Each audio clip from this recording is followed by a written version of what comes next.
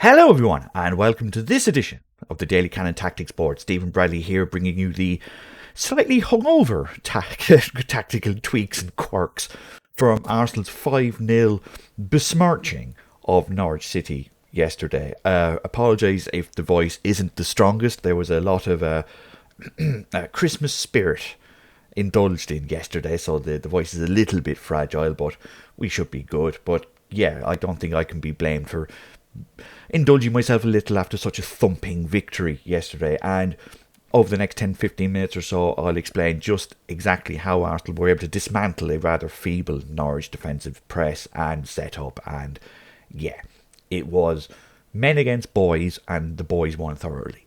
If you do enjoy this video, please feel free to leave a like, leave a comment if you saw something in yesterday's game that you saw that I didn't. And if you want these videos in your inbox on a regular basis, hit subscribe, hit the little bell beside it, and you'll be notified anytime a video goes live. So, yeah, straight into the game. And the best way to sum up this game is that basically Norwich had a plan, and it wasn't a good one. Arsenal were forced into a little bit of a change before the game because of COVID, with Cedric and Ainsley Maitland-Niles and Tomiyasu all missing yesterday's game because of COVID. All the right backs gone. So we had Ben White, who played a lot of right back at Brighton, and when Brighton were playing three at the back, he was the right centre back. So Brighton would play like this, and White would be here and would often go that way. Would often be a rather attacking third centre back. So playing right back, not a problem, and he did the job very well. This is just a case basically of Arsenal playing the way they'd like to play, but then noticing that Norwich was set up a certain way and then taking full advantage of it. And Norwich's plan was simple and not very effective. Basically, anytime Arsenal get the ball, their job is to do one thing. It's to make the pitch as narrow as possible. So everyone tucks in, Gilmore goes back, McLean goes back, Sargent and Dowell goes back, Plachette goes back, and Pookie basically just does this. He just sits there, does whatever he wants, and waits for a counter. It's Norwich don't have a press. It's more like a light hug. They'll occasionally run forward with pressure on the ball, but in essence, they're just making sure that they keep 9 bodies inside the lines of the penalty box and make sure that you can't pass through it. Which is fine, but for an Arsenal team that wants to get the ball here and here and here and here, it's not really that good a plan. If you're expecting Arsenal just to throw cross after cross after cross in, then it's fine because you're constantly going into 4 bodies. But if this was Liverpool, for example, it might work. But where it went wrong was in a couple of ways, and the best way to show that is with the second goal, because Arsenal had already scored once by switching the ball from one side to the other, hoping to take advantage of Norwich keeping this tight formation, and it worked, giving Saka one-on-one against Williams. And Saka all day long had Williams on toast. He attacked him again and again, and Williams had no idea whether Saka was going to go here or here. And as a result, Williams often was left on the backs of his feet. His weight was back. He wasn't attacking him, and Saka was able to get past him at will. But the second goal is the important one, because Arsenal did a great job of drawing all of Norwich's team to one side of the pitch, because again, Norwich were trying to keep this tight, packed formation. So on the second goal, Norwich had struggled to have any sort of impact on the game and had started to kick Arsenal, basically. It's a common tactic, and one person in particular wasn't having any of it, and it was our good friend Gabriel Martinelli, who was so motivated, he was so riled up by seeing everyone else get kicked, that he was like, screw you, I'm going to start doing the same. And ran all the way over here to put a block on McLean to get the ball. And Arsenal get the ball around here. And Norwich, as a result, do this. Just try and make sure that, again, everyone's nice and narrow, and try and keep Arsenal boxed in here. Martinelli gets the ball, gives it to Partey, who gives it to Odegaard, who gets it here. And again, what do Norwich do? They keep it nice and narrow. Just trying to keep, Arsenal boxed in. Does anybody see the problem here? I'll give you a clue. It's got to do with this 50 yards of open space for Kieran Tierney to run in. I mean, it was on again and again and again all game long. Just Norwich would just, all of them in sync, would move over one side, and Arsenal would go, oh look, there's 40 yards over space over there. I'll knock it into the space. It's exactly what Odegaard does.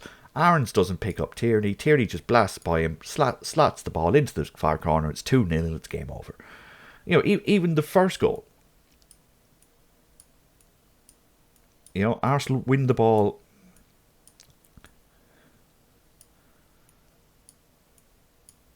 Arsenal win the ball here. Norwich all come over this side. Again, trying to compact the play. Tierney gets it, gives it to Martinelli, who gives it to Odegaard again.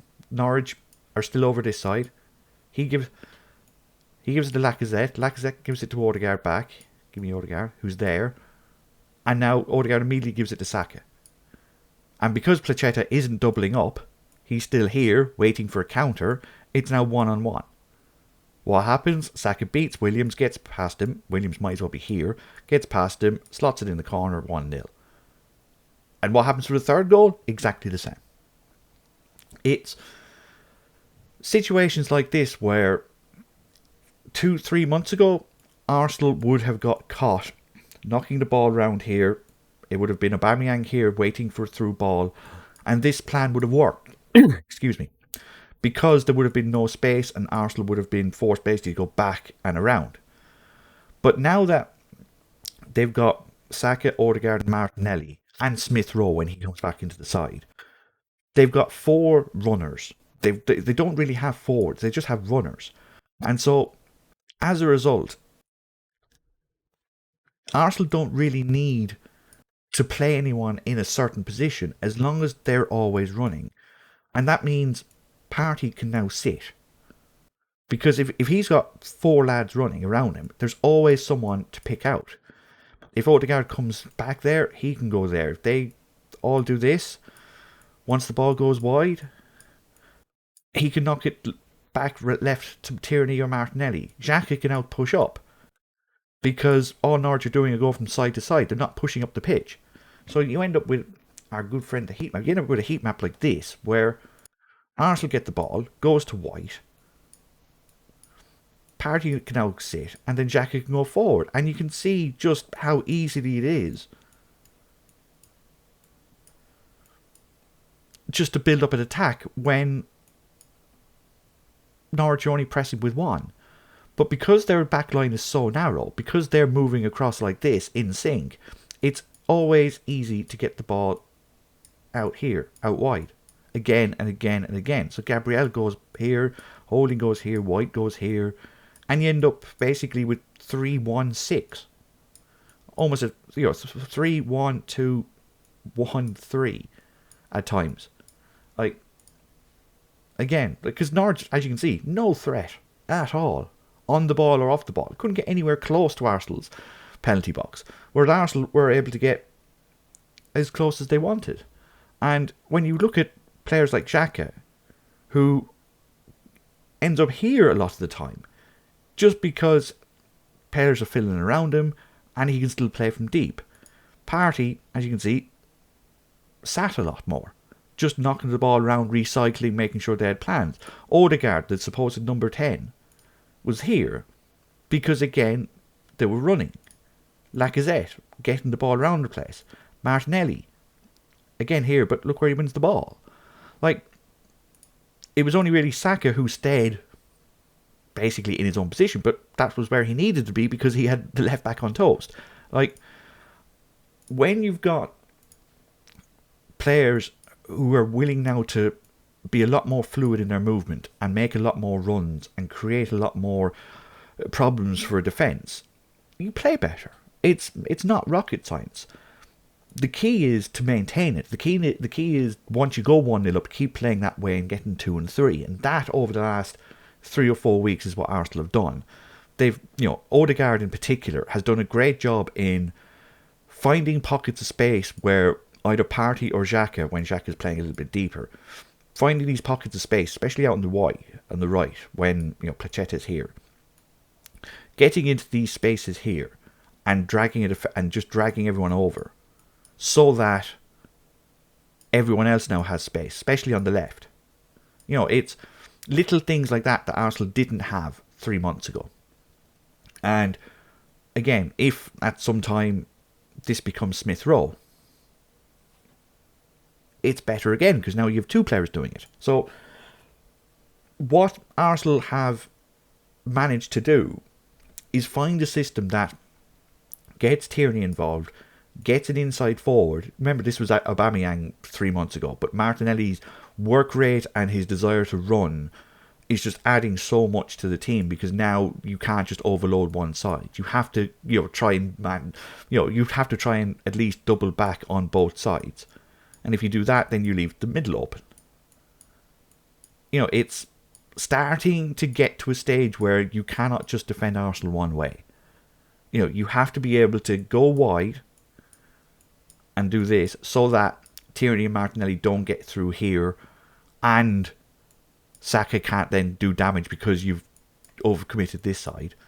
But also, you can't, like I said, you can't leave Saka there, so he's got to come this way, so you've got to be able to do this.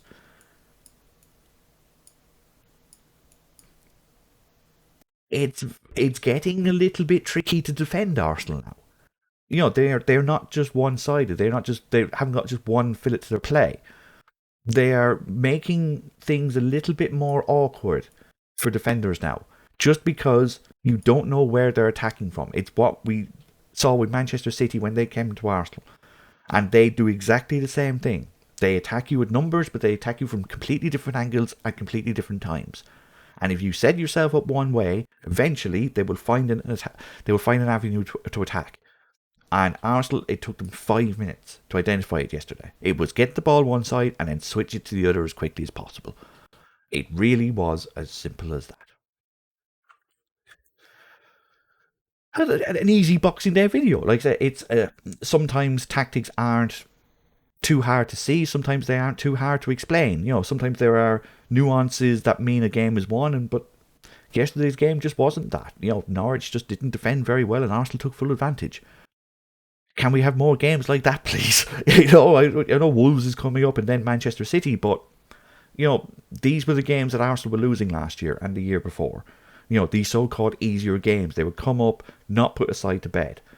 Yes, they did exactly that, and yes, they've got 6 points ahead of Tottenham, but they've played 3 games more, but they've got the points on the board.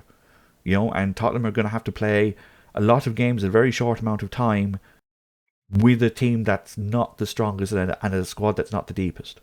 So, yeah, maybe fourth is on after all, And if you think I'm completely wrong on that, feel free to leave a comment down below. Again, if you saw anything in the game, again, Bukayo Saka, magnificent. Odegaard is growing into the team, Martinelli as well. Like I said, if you saw anything I didn't see, leave a comment down below. If you did like the video, hit the like button. And if you want these videos in your inbox on a regular basis, hit subscribe and they'll be there. And yeah, fingers crossed nobody else gets COVID and we play Wolves tomorrow, because Arsenal need to be playing as many games as they can right now because they're in damn good form. Happy days. We'll see you next time, viewer. Cheers.